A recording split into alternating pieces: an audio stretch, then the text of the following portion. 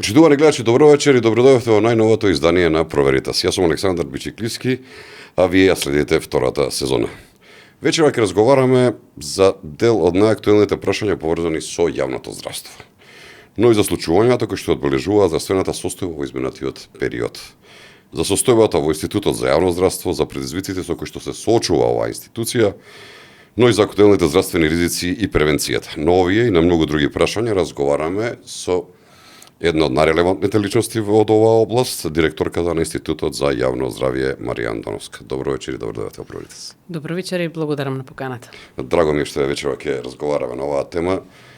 Нашето општество, нашата држава секогаш го интересираат теми кои се поврзани со здравство, со социјални теми, така да се надам дека вечера ќе успееме да го задржиме вниманието.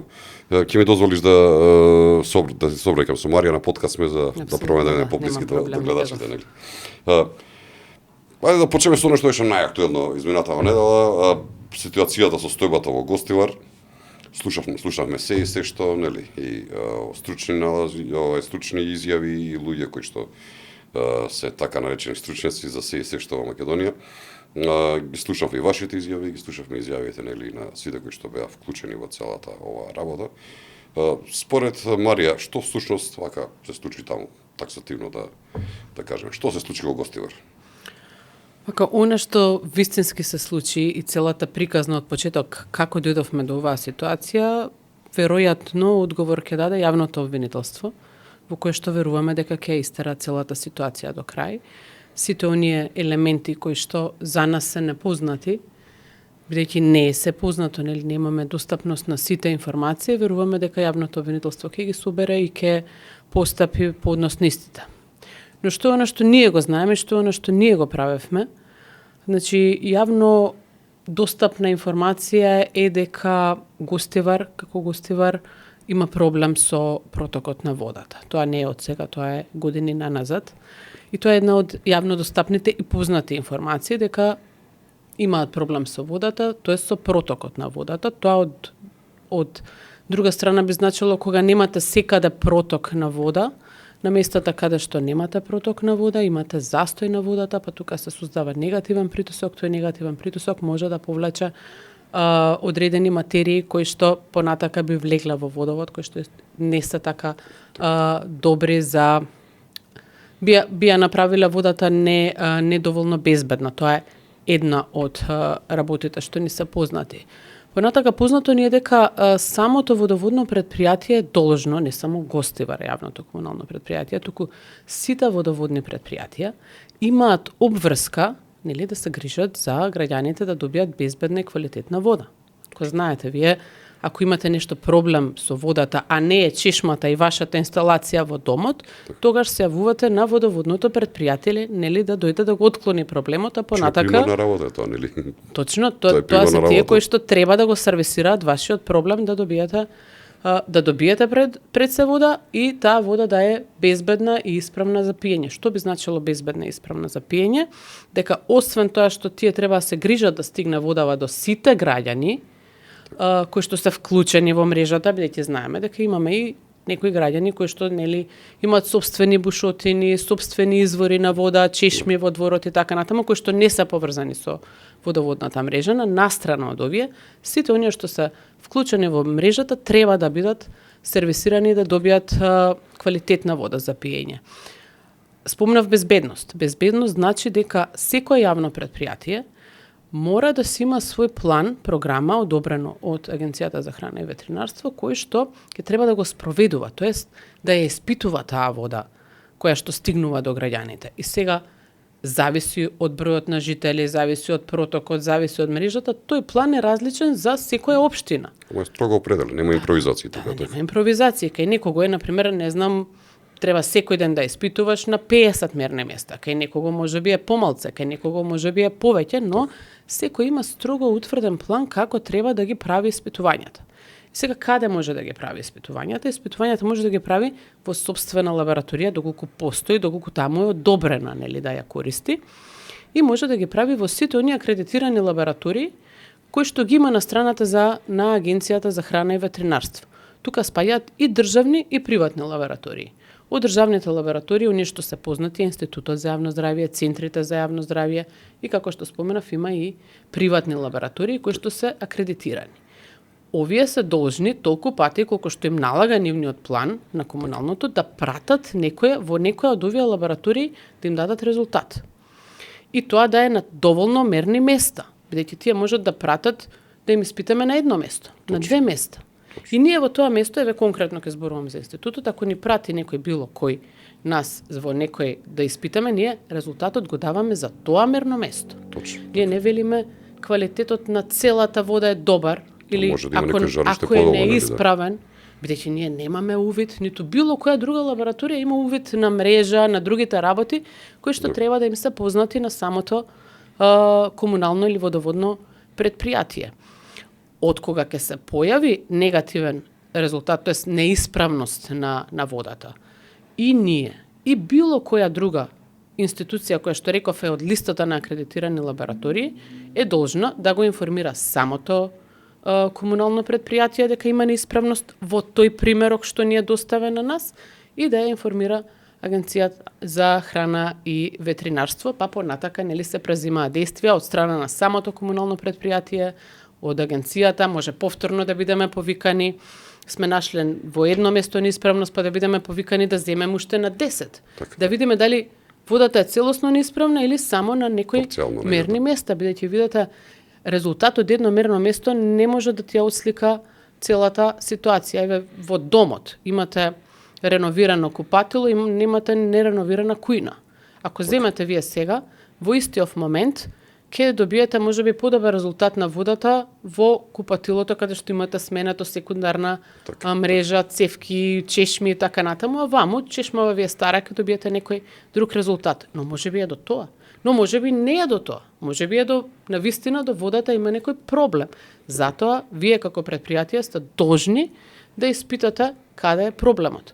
Од она што го знаеме, кај нив се јавил некаков проблем, како што кажуваат представниците на општината, имале во овој период доста зголемен број на луѓе, помеѓу 30 и 40 илјади плюс што дошле во градот, но оние така наречени печалбари кои што живеат во други земји и онака ситуацијата која што била проблематична со протокот, со доаѓањето на овие луѓе, веројатно станала уште позабележителна и за жал можеби едно од решенијата кои што им текнало да го направат е со оние така наречени пумпи кои што ги поставиле на незаконски, недозволив начин и придонеле на некој начин да настане цела оваа хаварија која што настана. Но исто така е важно да напоменам дека по добивањето на информациите и Институтот за јавно здравје, и Центарот, и Агенцијата, и Министерството за здравство, сите надлежни институции има брза реакција. Она што требаше да го заврши водоводното предпријатие, општината, локалната самоуправа, го превзема да го заврши централната власт, од причина што граѓаните се тие. Не можеме да ги оставиме граѓаните сега да речеме ова не е наша надлежност, па терајте се вие. Пушти градоначалникот да вика дека нема морална одговорност за тоа што се случило вака. Мене како човек искрено, Марија, ми се згради таа изјава на политичар, прв човек на градот, те бирале луѓето, 3000 луѓе практично ти се отруени на некој начин, или и ти викаш ја немам никаква морална одговорност. Видете, за мене секој оној што е поставен на позиција тргнувам и од себе. Ја од денот кога сум поставена да бидам ВД директор на Институтот за јавно здравје, ја чувствувам одговорност. Не можам да кажам дека не чувствувам. И тоа така треба секој кој што е поставен на некоја функција да се однесува и да има емпатија кон нештото. Не можеме да кажеме не чувствувам одговорност. Не, ти од дента кога си поставен треба да чувствуваш одговорноста. Камоли да ти се случи Да, лоша изјава во секој случај, нели? Нешто вакво. Него, колку бевте подготвени вие како институт за јавно здравство? Според она што гледав од медиумите, се справивте добро, брзо изреагиравте. Што се случи во моментот кога добивте информацијата?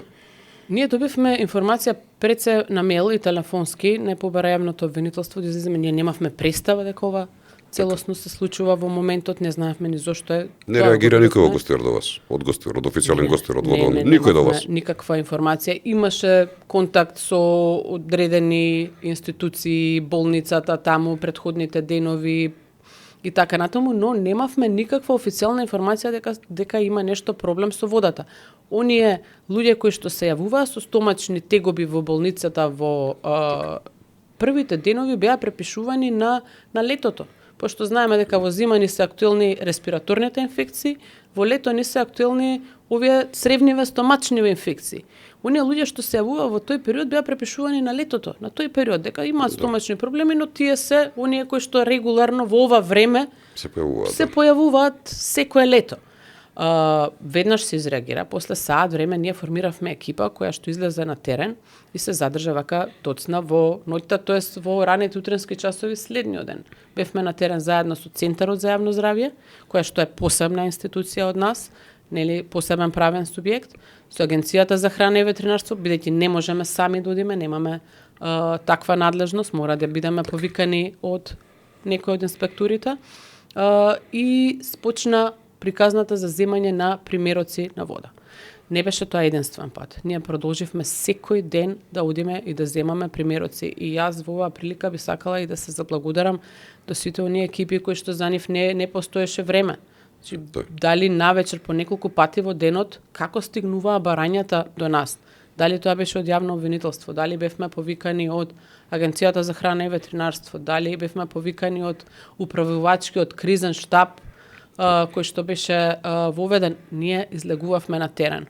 Заедно со нас излегуваа, после тоа се приклучи и Водовод Скопје, како трета лабораторија, Центарот за јавно здравје од Тетово беше од почетокот во приказната, и на почетокот сите имавме насоки на колку секоја од овие три лаборатории идеше посебно да зима, нели, во присуство на инспектори од Агенцијата за храна и ветеринарство, од различни локации земавме вода и различно од различни мирни места и во различен временски период. И во различни институции. И во различни, и три лаборатории, така беше насоката. После во еден момент добивме насока кога исто така Водовод Скопје си влезе да им помогне на јавното комунално предпријатие, бидејќи освен протокот, проблем им беше хлорирањето на водата. Помпиве што се исклучија. Но требаше таа мрежа веќе која што е контаминирана, некој да им помогне да го направат тоа. Да не заборавиме дека тие како водноводно предпријатие и напоменуваа дека имале прочистителна станица која што не ја користеле, одамна набавена за да си го решат легитимно проблемот. Во 22 некој од представниците на еден од состануците напомена дека имале дури и лабораторија која што имале набавено, купено, но исто така не ја ставиле во употреба. Сепак водоводното предпријатие Скопје излезе во пресред, нели, по насока на владата, по насока на кризниот штаб, министерството и така натаму, да им помогне во санирањето, па во тој дел да се мери хлорот, со инструменти да им помогне и така натаму. Кога заврши тоа прочистување на водоводната мрежа, тогаш добивме насоки овие три лаборатории кои што зимавме од различни мерни места во меѓувреме секој ден по неколку пати, некогаш и 3 пати дневно, сега да идеме сите три заедно и да зимаме од исти мерни места во извременски период. И тоа продолживме да го правиме се до моментот додека не добиеме резултати кои што ни гарантираат безбедна вода. Тогаш се прекина забраната за водата, Агенцијата за храна и ветеринарство, која што ја даде забраната, ја прекина забраната, тоа е исто така јавно познат факт, но дадовме и препораки до јавното предпријатие, кои што практично тие веќе требаше и во претходниот период да ги прават. Ние ја оспособивме водата, но ви помогнавме и ја контролиравме и ќе продолжиме да контролираме водата, но вие сте тие кои што треба да го обезбедите, нели, понатака протокот и да обезбедите вода, бидејќи не може тоа да иде до недоглед. Точно. Од друга страна, најдовме податоци исто така беа изнесени дека, како што споменав, секоја лабораторија која што е акредитирана мора да прати известување до агенцијата кога ќе има било каков неисправен резултат. Тоа се случувало години наназад. Јас само во институтот, колку најдов години и години наназад, конкретно во Гостивар, колку пати биле информирани од страна на институтот државните надлежни институции дека водата не е исправна. И во 2017, и во 2019, 18, 20. Штама. Значи, секоја година. И замислете, и тогаш се случувале овие стомачни проблеми ги имале граѓаните. Да, не е И тоа тогаш никаква се реакција на јавувале, државата тогаш. Ама тогаш ги препишувале само на, нели, лето е, овие стомачни проблеми, стомачни вируси се карактеристични за овој период, тоа им е на луѓето. А луѓето си имале мака и од водата и од претходно. Само што никој тоа не известил за тоа. Несфатливо ми е да видам искрено вака. Потоа слушнав, јас ги имам само нашите информации во институтот. Потоа слушнав во јавноста дека излезе агенцијата за храна, ветеринарство и рече дека не само што стигале од институтот, дека имало што стигаат неисправни анализи за гостивар и од Центарот за јавно здравје, и од приватни лаборатории акредитирани. И се спомнуваше некоја бројка од 400, дека изминативе години има 400 неисправни анализи. Тоа е бројка. 400, тоа е страшно. И тоа некој молчал. Некој молчал. Молчале овие кои што денеска се гласни и обвинуваат за она кој што тие требало на времето да го сервисираат. Токму тоа сакам и да те прашам, многу лоши реакции на опозицијата во Македонија пред се на Социјалдемократскиот сојуз. Значи, правеа ко можам дека се многу загрижени, некрофилски изјави. Дали мислиш Марија дека непотребно создаваш хистерија, страв кај граѓаните за да освојат вака ефтини политички поени во опозицијата? Имаше ти вака морам да признаам еден вака остар демант, многу добри им одговори на опозиционерите. Зошто го прават тоа? Сме се бавеле активно со политика и јас и ти, секогаш имало некој правилно на однесување. Ова е ке под секое дно, вака да размислуваш ти да употребуваш во момент една несреќа, една опасност, нели од пандемија, од болест, не дај Боже од се што може да се случи од водата и сега ти да пробуваш на тоа. Да дојдеш политички поени, несфатливо ми вака искрено да видам. Искрено голема несериозност од страна на опозицијата. Јас искрено од овие луѓе што се во опозицијата, јас не ни очекувам дека може да бидат сериозни. Ако тие беа сериозни и одговорни, многу работи ќе беа поинакви. Ние најдовме еден распаднат систем. Еве конкретно за здравството сум личен сведок. Распаднати, ограбени институции. Што затегна кога дојде во институтот? Имаше неколку интересни пресконференции. Еве јас дојдов во само да извини што ќе те прекинам. Прво ми стана интересно кога ја слушав информацијата дека некој бил плаќан 88.000 денари за чистење на дворот таму. Така беше информацијата, нели, колку што има, дека некој потрошил 50.000 евра за некоја прослава, дека бил платен кабел од 15.000 евра, што никогаш никој не го видел. Каква институција затегна, што се случуваше таму? Најнапред, кога дојдов во институцијата, значи од овие луѓе кои што сега се многу гласни, изигруваат душегрижници, а не е така, дојдов во време на епидемија и тогаш имаше епидемија. Во два града имаше епидемија. Во Скопје имаше, замислете, Скопје колкаво е пола Македонија. Так. И во Куманово имаше пертусис епидемија. Две епидемии. Мислам, една епидемија во два града. Немаше реагенси за пертусис. Што значи нема реагенси? Нема реагенси, не можеш ти да диагностицираш за да му дадеш соодветна терапија. И тоа пертусис е нешто за кое што има соодветна терапија. Не ова сега некој вирус, каде што ние немаме терапија во моментов, па ќе го лечиме симптоматски, без разлика дали ќе го докажеме вирусов или нема да го докажеме, дали ќе го тестираме човеков или нема да го тестираме, тоа е терапијата, ќе го лечиме симптоматски. Не, овде беше многу важно да се диагностицира дали некој има пертусис или не, за да му се даде соодветна терапија. Ако не го диагностицираш, ти не можеш да му дадеш соодветна терапија. Зашто немаше реагенси. Зашто? А и што немаше за другите работи реагенси? Знаете за колку многу работи немаше реагенси? Немаше реагенси ни за епидемијата. Сега повеќе не е така. Зошто? Зошто? Еве од овие работи, од непродуктивните трошења, се трошело, како што споменавте, тој вработен, па му се давало договор за дополнителен договор. 88.000, мислам, на ниво на... Зошто да мие со цревово пред дворов да го мие? Така, или за архивска граѓа, така стоеше. Така, ама и уште една вака интересна работа, која што мене многу ми остави впечаток и кој што вака сериозно, морам да признам, се вознемирив. Се уплашив во моментот кога излезеше една информација за оној складиран хемиски отпад. Повеќе од 10 години бил таму, нели, се чувал во клинички, во кругот на клиничкиот центар, кај што сите луѓе треба да се лечат. 10 тони беше, нели, отстранен Да, од прилика да. некој хемиски отпад. Добро, како може некој да си дозволи 10 години еве, да има, како да кажем, ајде нетемпирана хемиска бомба во клиничкиот центар каде што 10 тона хемиски отпад е на ниво на една бомба од 500 кг. Најдовме многу простори, гаражи, еве и тој складот таму што беше несоодветен со паднат кров, веќе целиот распаднат, паднат кров, тоа веќе испарувало тука. Во такви услови стоело, во Да. руинирани услови. Значи Ау, прашање страшно. на време било кога бидејќи овие стручните лица кои што се занимаваат со химикали ни кажаа дека прашање на време било тој добро и што паднал вика кровот овде, па некако испарувал во моментот, иначе од топлото време истиот можел, тоа е лесно запалива субстанца која што можело да направи голема експлозија и 10 тона тоа е хемиски. во кругот на клиничкиот центар. Пазете, и Венко бил во тој период. Па да. Ништо ова не го интересирало човеков. И сега ќе излегува истиот тој лик и ќе кажува тој колку се грижал за здравството, па тој го уништи здравството и беше еден од оние што го уништија здравството и не доведоа во ваква ситуација. Непродуктивни трошења, што кажувате, за 1 саат, 50.000 евра. 50.000 евра за 1 саат да потрошиш во Хилтон, колку реагенси ќе купиш, Да. колку лекови ќе купиш, еве улица ќе направиш, не знам, школо ќе ја средиш, просторијава можеш. Ама и Ама зашто тоа ќе никогаш не ги интересирало нив. Ама зашто ќе потрошиш 50.000 евра Марија за 1 сат во Хилтон? Нема, јас баш и мене ме интересираше. Мене ме интересира, викам, добро, имаше некој јадење, пиење, што правевте Колку беа 10.000 луѓе беа, хотелов? да.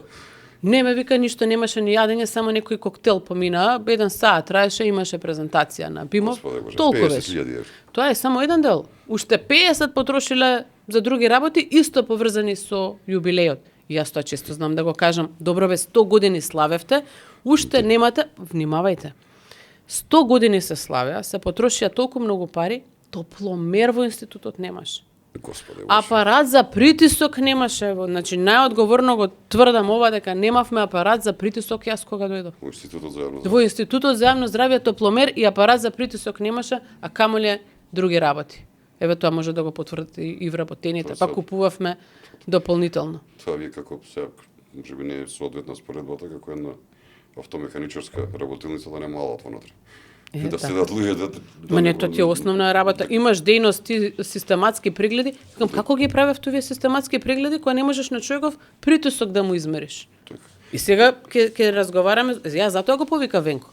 Повели Венко пред камери, дојде да разговараме. И за гостивар, ама да разговараме и за другиве работи што се Така, направи. и за реагенциите што ги немало. За и многу отпадот. работи имаме, еве ја што не се тоа мои работи кои што јас само сум ги видела.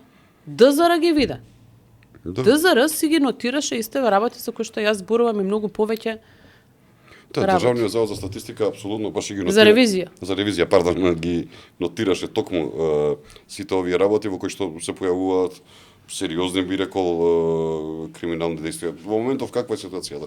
Се саниравте, јас знам дека сите вие кои што дојдовте со по победата на ВМРО ДПМН на последните парламентарни избори на позициите на кои што сте, со сите луѓе со кои што разговарам и во оваа емисија приватно велате едно исто. Значи не наследивме ние нешто руинирано, девастирано. Наследивме нешто во минус што беше отидено, па ни требаше многу време да се стабилизираме, да стигнеме до една нула, па да почнеме пак да се движиме. Како беше состојбата во твојата институција? Исто така, немаше едно нешто што ќе го фатам да го направам да биде правилно направено. И тоа велите, ајде што да не е направено, па ќе речеш во ред ова не е направено, сега ќе го направиме по закон, по пропис, ќе воведеме ред. Не, направено нешто, ама толку многу извртено, што не можеш да излезеш со денови да мислиш како да излезеш од оваа ситуација буквално за се така. Непочитувани прописи, непочитувани закони. Па тоа не знам како можеше да бидат толку креативни да смислат такви решенија, еве како ова за пумпава со вода. Значи да заплескаат условно кажано работава, да не можеш да опреш. Се седеше со денови, со ноќи, со тимот со кој што работев, да воведеме некакви процедури. Бидејќи тоа е сериозна институција, не можеш така да оставиш, не можеш да го оставиш реагенсива без процедура, да не знаеш кој кога изнесува, не можеш другиве работи што влегуваат тука исто да ги оставиш без процедури. Никаква процедура. Бе, кај ве зова? Па не, ние вака си го правевме. Дали си го правеле така, никој не знае. Така. А се работи, пазете, и со лекови, и со канабис, човечки живот се работи на крајот на и со кристата. многу други работи се работи во таа институција, а никој немал процедури. Па, гледавме што праве и со ова што го кажувавте со канабисот и со извозите и со приказните кои што не знаевме дека ние уствари 6 или 7 години сме биле мала Колумбија овде. Македонија била како држава таква во периодот кој што беше владењето на Заев. Она што мене вака секогаш ме интересира, како морам да признам помалку дека сум хипохондрик. Дали такви сме скоро и сите на мои години луѓе, нели?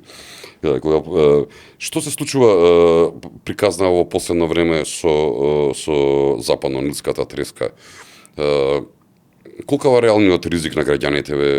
Кои се најважните мерки за заштита? Денес видов една многу интересна апликација ми се појави исто како кога беше ковид кризата, кај што се обележени местата, од пример, конкретно за градот Скопје, во кој што има луѓе кои што се заболени од ова. Што треба да правиме? Знаеме дека сега тука човечкиот фактор не е многу влијае, нели самите промени на климата, времињата, не е нешто што го донело ВМР или СДСМ, туку и во целиот регион тоа се случува со промената на климата. Како треба да се однесуваме, Марија? Знаеме да бидеме паничари некојаш, нели ние овде како нешто ново ќе се случи. Како треба да се однесуваме во случајот со западно-ниската? Институтот уште пред нели да почне сезоната, како да кажам, во овој период кога се очекува дека може да постои западно-нилска треска, излеговме со препораки за сите вектор преносливи болести. Вектор преносливи болести значи дека болести кои што ги пренесуваат инсектите, комарците, крлежите и така натаму. Така да излеговме со одредени препораки. Она апликација што ја спомнавте, денеска ја промовираше министерот за здравство Сашо Клековски, каде што точно може да се види каде се нотирани овие пациенти, мислам, оние кои што се веќе нотирани дека се заболени, може да се види што се превзема, каде се прскањата во моментот, се тековно ќе биде ажурирано на дневна основа и ќе биде на страната на Министерството за здравство и на страната на институтот. Вест Найл е болест која што во Македонија за прв пат е регистрирана, значи тогаш добиле некакви реагенси и услови нели во лабораторијата на Институтот за јавно здравје да докажат причинител Вест Найл 2011 година. И од тогаш секоја година во овој период има одредени случаи на Вест Найл, некогаш повеќе, некогаш помалце. Тоа го имаме нотирано како институт, го имаме објавувано во извештаи секоја година, значи од 2011 навака се постојат одредени години. Тоа веќе го да, секоја година, кажувам повеќе или помалце, но она што јас го гледам сега од сите оние работи кои што постојат на располагање во институтот, дека не секоја година па се тестирало доволно. Случаите, како што споменав, ги воделе како енцефалити, вирусни менингити, тоа се оние невролошки промени кои што се јавуваат, кои што и сега ги имаме формите кои што се кои што се јавуваат во инфективна клиника. Тогаш не ги третирале само како Вест Найл, да, праќале и за Вест Найл тест, но да речеме имаме бројка од 40-50 луѓе кои што се јавиле дека имаат кои што е дијагностициран енцефалит или вирусен менингит, но прателе на тестирање 7 луѓе. Значи, не се праќало на тестирање, тука може да се види. Ако имаш сега ги тестира, тако не. Веројатно и дале на по таа логика дека, ако тоа е тоа, значи, без разлика, третманот тест нема специфична, можеби, сега ја претпоставувам, можеби не било така, можеби имало некоја друга причина зашто не тестирале, но не се тестирало секогаш. Се тестирало, но не колку што е бројот на случаи кои што се забележани дека во систем се стои дека, не знам, 20 луѓе имаат вирусен менингит, 30 луѓе имаат енцефалит и таа година имате 10 тестови. Но имало години каде што се тестирало и повеќе. 24-та, 25-та веќе почнуваме со повеќе тестирање во однос на заболувањата. И тоа никој не го споменува, дека ова не е нешто за кое што ние треба да очекуваме да имаме не знам колку реагенси. Нели, како институт, како државна институција, јас барем додека сум, гледам дури за заболувањата кои што не се специфични за државава или да имаме барем една количина за, што би рекле народно кажано, не да е Боже ако се појави, мора да има една државна институција која што ќе располага со реагенси. Гледам тоа да е така. Во овој период екзотични места каде што апсолутно чикунгуња, зика, сите тие ние имаме. без разлика, фала Богу, и да не го потребиме. Ама добре Дај што се Боже, има. Ама добре што се има, нели но така? ние сме предвиделе дека треба да ги имаме како одговорна институција, како одговорна држава, да можеме да одговориме на прашањата. И сега споменавте заштитата. Заштитата е онаа која што е вообичаена, значи личната заштита, оние средства со кои што луѓето треба да се прскаат, да се мачкаат практично, да носат долги ракави, без разлика што е топло, комарници да постават, да ги исчистат олуците, да нема застојани води. Тоа е во однос на личната заштита. И нормално, она што треба да го прават општините, прскањето против комарци, кое што и во моментов се случува дополнително од нивните програми. Игорце добро го работи, тоа морам да признам. Прска човекот, стварно им објавуваше, им кажа, онака и коректен беше. Да, видете, не е секогаш до нив. Сега, ова е нешто што, како што споменавте, климатските промени многу влијаат на тоа. Малце да имате промени во температурите, може би оваа година им е поволна климата. Тоа поискоревме 40 степени тропска клима на година. И како иде времето, се очекува дека се повеќе и повеќе ќе ги има ваквиот тип на заболувања и болести. И не е само до прскањето. Италија е водечка држава која што има механизми за справување, па ги гледаме бројките кај нив.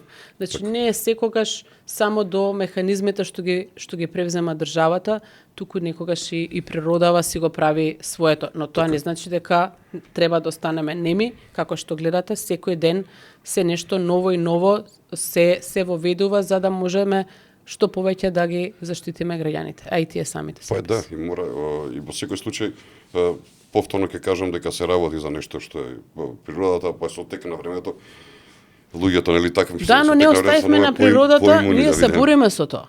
Да. Ние во моментов како држава, како институција, гледате Министерството за здравство и државата и општините, сите се сега вклучени, секој од својот аспект колку што може придонесува и за среќа, дај Боже да остане така, бројките почнуваат да паѓаат. Од оние кои што стигаат за тестирање се помали и јас би сакала да останат вака. По двајца, по тројца, кои што, например, достигнува и до 10 луѓе дневно ни праќаат за тестирање. Сега доаѓаме по еден, по двајца дневно да ни пратат, тоа е веќе намалување на... Да, намалување и тоа ме радува и верувам дека ќе продолжиме во оваа насока. За една друга тема да отвориме вака интересна, сигурно, како би рекол, тоа е нешто кое што дојде условно кажано баш со моите генерации, да проговориме за ХИВ позитивните луѓе, тоест болните од СИДА. Во текот на јули месец во Македонија беа регистрирани 11 нови случаи на ХИВ СИДА, и тоа на лица возрастни нели од 20 до 49 години. Медицината многу отиде на напред, нели доколку се открие во одреден период, може да се контролира, болеста може да се сопре. Впрочем, нели некој кошаркар од Меджик Джонсон, колку 40 години живее со вирусот кој што го има. Што мислиш, Марија, дали кај нас се уште постои некој отпор, игнорирање од редовно следење и тестирање? Дали може би стравото досуда општеството, размислувањата на луѓето се уште ХИВ-от се доживува како табу тема во Македонија и дека оваа категорија на луѓе баш и не им е лесно покрај болеста која што имаат и нивното само окружување. Дали е потребно што побрзо да се превенира, што повеќе да бидат слободни луѓето, да се помогне на било каков начин, бидејќи сакале или не, ние со самото зголемување на популацијата, со сите големи познати светски трендови, со брзината на денешна на движењето во светот, нормално е дека ХИВ-от ќе има одредена експанзија во Македонија. Што мислиш, кој е главниот проблем со луѓето? Зошто едноставно не превенираат на време, не одат?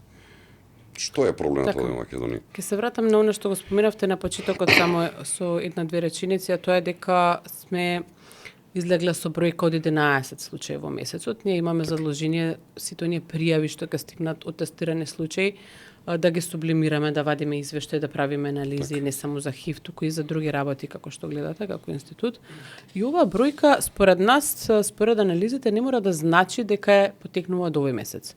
ХИВ заболувањето може да се случило многу порано, бидејќи не ги дава симптомите веднаш. Тоа може да трае со години, да тлее и после многу години да се појави. Не значи дека сите овие 11 луѓе заболеле овој месец. Многу е важно да се направи анализа во кој бил тој ризичен период, да се детектира и каде можеле да го добијат заболувањето. Тоа е првично. И како што споменавте, да, се уште постои стигма кај луѓето за тестирање. Ние се трудиме и државата треба да продолжи да се труди овие тестирања да бидат како секој нормално тестирање. Зошто? Заради тоа што се грижиш за сопственото здравје, но се грижиш и за здравјето и на твоите блиски, околината со која што си во непосредна комуникација. Така треба да го гледаме. И ова заболување не треба да правиме стигма. Но и да едуцираме малку и луѓето, треба да им објасниме дека тоа е болест како секоја, не е срамна болест, не постои срамна болест. Нели треба да се помогне на тој човек дека тоа е тоа. Видете, многу е важно и за самите нив ако тоа го откријат многу порано. Зошто? Зашто сега, како што споменавте, постојат антиретровирусни терапии кои што практично ќе им дадат долг век. Да. И ќе им овозможат и да го намалат нивото на инфекцијата во нивниот организам. Сега се обидувам најпластично да објаснам, кој што ќе дојде до да не може да се пренесе понатака. Дури нема ни да се детектира оние што си ја земаат редовно препишаната терапија, многумина од нив сега и да дојдат да се тестираат, тоа се во намерливи граници. Не можеш да ги измериш границите. Кога не можеш да ги измериш, дури не ни пренесуваш. Затоа е многу важно да сватиме како една болест, како едно тестирање кое што може редовно да си го прават, како грижа за сопственото здравје и да дојдат и да се тестираат. Ние во институтот ти располагаме со обучени лица кои што можат да дадат совети слободно. Сите оние кои што имаат било каква потреба може да дојдат во институтот на безбедно место и да добијат безбеден и квалитетен совет доколку постои сомнеш. Не може тие што ќе дојдат да се заболени, може да дојдат и за совет. Но и оние кои што веќе е утврден вирусот, можат да дојдат во институтот и да разговараат со овие лица секако дека нивниот идентитет е како да кажам заштитен. Добро, Хипокритова заредба, има тука заклетва, имате нели, нема тука. Можат да слободно еве еден апел до сите оние кои што чувствуваат потреба, имаат некакви дилеми во однос на ова, да дојдат и да разговараат во институтот, а сите оние кои што имаат било какви дилеми да си дојдат да си направат тестирање дали во институтот, дали и во другите центри каде што тоест инфективната клиника да се грижат за сопственото здравје. Повторно е уште една интересна тема, сакам да отворам таа темата на болести од зависности кои што се создаваат. Алкохол, а и никотин, па она што е најинтересно, прочитав некоја статија, за жал рекордери сме станале од минатата недела како најпушачка нација во светот или во Европа, Македонија, читав некаде по глава на жител, најмногу луѓе кои што тоа не од сега. Да, цигари е до кај нас и традиција, нели? Да. Впрочем, како да кажам, па единствена држава сме во светот што на грбот има тутун. Нели никој друг нема. Што ми беше поентата? Она што мене многу ме загрижува е што, на пример, според информациите од кои што, нели, се јавно достапни, кои што ги видовме, дека пушачите во Македонија стануваат активни пушачи од 9 години па нагоре, а со алкохол пробуваат од 13 години па нагоре, што се крајно вака ниски опасни граници. Каде потврдила минатиот период, годините на назад, 10 години, превенцијата? Дали што треба да направиме да ја подигнеме свеста на младите? Ова е можеби најопасната чума што може би да се случи на Македонија, алкохолот и никотинот и сите останати болести на зависност, нешто што во светот коси препартал. Кај да е ќе дојде и кај нас и ќе може да направи, нели? Има тренд на зголемување во однос на овие податоци. Ние имавме неколку истражувања изминативе години каде што гледаме дека постои еден тренд, но тој се должи на целиот начин на функционирање на општеството и на младите. Се на младите им се многу подостапни работите, што преку социјални мрежи, што преку други начини на комуницирање, така да и овие средства им се подостапни и сега излегува оние ајкоси, така натаму електронски цигари, кои што гледате како излегуваат во различни вкусови, излегуваат во различни бои. Сето тоа е маркетиншки трик за да може да ги привлече младите. Па чекајте, ова е поздраво. Апсолутна невистина, не е поздраво. Како може лоша навика поздраво да биде нешто? Не пушеле цигари обични, сега земале тоа овие, па биле со вкус, не знам, на некое овошје, апсолутно или не. Или пура пувкал, па не вовлекува цигара, па било и нема, тоа е тоа. Не. Значи, буквално се штетни и едните и другите и секако треба да се работи на превенцијата. Јас очекувам дека и законот кој што е во некоја фаза, дека набрзо ќе биде донесен, бидејќи нашите статистики покажуваат, нашите истражувања како институт дека во времето кога во државата, а и во државите каде што има малку поригорозни закони, дека стапката на пушачи е пониска. Да, вие не може да очекувате дека веднаш ќе настанат промените и ќе се намалат овие бројки, не знам, околу 45% во државата се пушачи по носењето на законот, дека одма сите ќе се откажат од пушењето, но на долг рок, после неколку години, ќе ги добиеме очекуваните резултати, затоа не треба да се чека, туку треба да се излезе со сите тие работи. А препораките се секогаш тука свеста која што треба да ја има, да ја подигаме со различни кампањи, да се вклучат сите чинители во општеството, треба да постои. И ние како институт за прв пат воведовме една телефонска линија за одвикнување од пушење, која што работи, работи 2 пати во неделата, и имаме сме во оној просек на откажани пушачи. Значи, она како резултат, тука работат луѓе кои што биле на едукација, кои што се стручни на оваа тема и така натаму, и со едно јавување, нели, нормално не се завршува целата приказна, туку следат повеќе јавувања, па потоа нашите ги бараат овие кои што се јавиле доколку сакаат да продолжат да комуницираат и ги следиме и оние кои што се најистрени и се откажа од пушење. И планираме да го, нели, зависи од интересот, доколку постои повеќе интерес и со физичко присуство, доколку имаат потреба да дојдат во институтот да поразговараат вака со физичко присуство. Мислам добро кога ќе тргне, дека ќе почнат сите да го прават ова Македонија. Од причина Марија, ти го кажувам, пред нас компарација правам со кога се донесе Safe City-то, например, во почетокот, нели, со аверзија некои луѓе глеdaa, меѓутоа кога се објасни приказната дека секој човечки живот е битен, дека нема цена, нели, дали ќе стигнеш. Кога ги објавивме првите резултати како држава после 3 месеци, дека виделе 3 месеци немало жртва на сообраќај во Македонија, не се случило никогаш. Истото мислам дека ќе има добар ефект и со борбата со болести за кои што така. Обично некогаш се луѓето покумотни веќе воспоставена пракса. Таа веќе воспоставена пракса не значи дека е добра. Дајте да смениме нешто, да направиме чекор понапред, да на почетокот можеби да не ни изгледа така добро, но времето ќе покаже дека некои работи треба да бидеме трпеливи и упорни за да дојдеме до посакуваните резултати. Вака едно општо прашање ќе ти поставам, кое што сигурно би можела да го елаборираш 10 дена на вака најбитната работа да чуеме. Кога зборуваме за јавно здравство, кој е денеска најголемиот проблем со кој што се соочува Македонија, а еве јавноста можеби се уште доволно не е свесна за неговата сериозност. Имаме ли некој голем проблем во јавното здравство во Македонија? Вака говорам системски, говорам многу осетлива тема. Нешто проблематично. И многу широка тема и многу осетлива. Затоа вика можеш една недела да збориш на оваа тема. Нема идеален здравствен систем, не постои држава каде што имат идеален здравствен систем. Ено оние кои што излегуваат од државата, кои што да работат или да живеат, дали повремено, дали на долги години па доаѓаат тука, живеат на друго место. Споредбата е горе-доле, да, си има своји предности и своји недостатоци. Идеален систем не може да постои. Секаде има некои одстапки од идеалот и како што само здравјето е најважното нешто, нели, животот и здравјето, така да колку и да си добар не можеш да бидеш најдобар и да помогнеш на сите. Секако нашиот здравствен систем треба да продолжи да се унапредува, но како што споменавме од почетокот, друго е вие да доаѓате на некој темел да градите куќата, друго е да имате дупка и повторно да почнете да правите нешто. Треба многу да се работи, сите треба посветено да работи. Кога зборувам сите, мислам на сите влади, на сите директори, на сите некои што треба да бидат на позициите. Не можеме сега ние да работиме, да дојде после утре некој друг за 10 минути да го збрише тоа.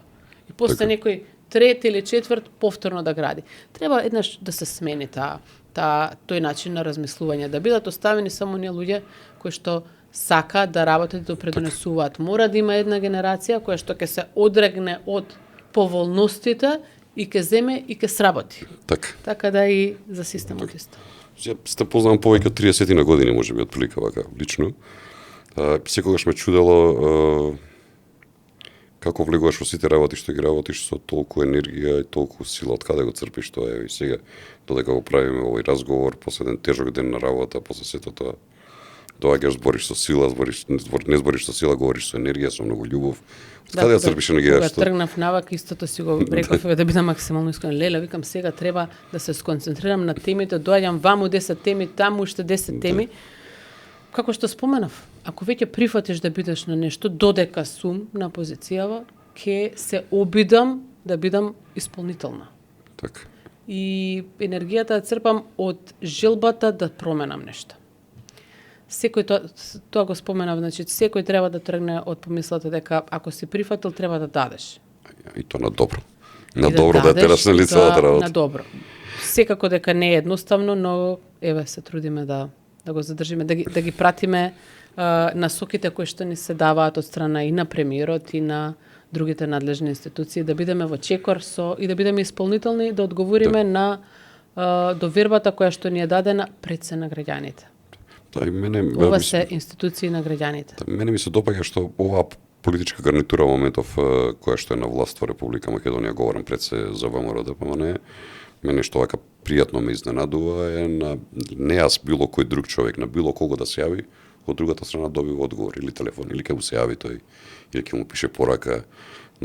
Многу има голема транспарентност, има голема комуникација. Впрочем и председателот на владата го признава, секој човек му одговара. Сум приметил. Некој треба да прашате од каде енергијата и јас тоа сум го прашав во емисијата. На вистина успева, ајде ние ако имаме 50 пораки, тој сигурно има 500 или 5000 и да, и одговара. На сите одговара, тоа сум како кога тој успева на секого да му одговори, како јас да не одговорам. Од таму тргнува. Каде што имаш помалку врска, не гледаш дупло. Апсолутно, да. Кажи ми за крај на вака многу битна работа за сите нас, која што сите сме родители, нели? Твојата прогноза, лично мислење, со овој начин на живот, што мислиш, дали денешните деца ќе бидат поздрави или поболни од своите родители од нас? Дали ќе бидат поздрави? Говораме физички, психички. Ние кој ќе кажеме, нели, растен си, вика, да, јас сум растен, вика, на леп и салама и паштета, или мама лебот еве во денешно време, па 90% отров за некои луѓе, како вика, че имаат нели диабетис и да ти останат и работа. Што мислиш, Марија, ќе имаме поздрави нации, говораме физички, психички или родители веќе бидат поздрави? Од медицински аспект, бидејќи медицината, сите технологии, нели, сите достапни начини на лекарства кои што се нови, не знам, нови начини на не нови начини, туку здрави начини на трендови на живење кои што се промовираат, очекувам дека ќе допринесат кон едни здрави нации, поздрави нации. Еве, тоа и статистиката го вели, нели? Имаме подолг животен век. Тоа се должи на развојот на медицината. Имаме нови трендови, нови начини на лекување, така да продолжен е животниот век. Јас очекувам дека тоа така ќе биде во иднина. Она што е најважно за децата е да им се посветува внимание, многу љубов и да се почитуваат како личност. Нивното ментално здравје е исто така дел од ова јавно здравје за кое што говориме. Така да тоа е една од битните сегменти дали ќе имаме здрава нација во иднина. Многу љубов и грижа за немладите, за иднината. Така, одлично кажано.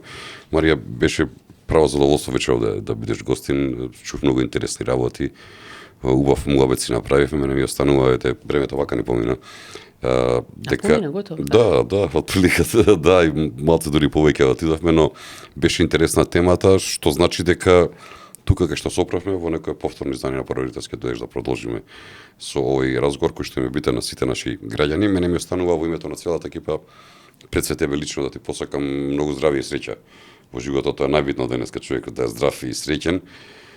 Добра си продолжи онака како што е терај, носија таа енергија со тебе, бидејќи времињата сами по себе покажуваат дека и не на овој народ, него и на сите останати луѓе, најбитно е оние луѓе кои што работат за нив да бидат одговорни да си работат својата работа и да веруваат во тоа што го работат. Така ќе биде добро за сите нас, нели? Благодарам на убавите зборови, навистина беше задоволство да се говори. Ќе го продолжиме разговорот во некоја друга прилика. Се надевам дека го задржавме вниманието. Благодарам и на вас. Ти благодарам што еднаш, Марија.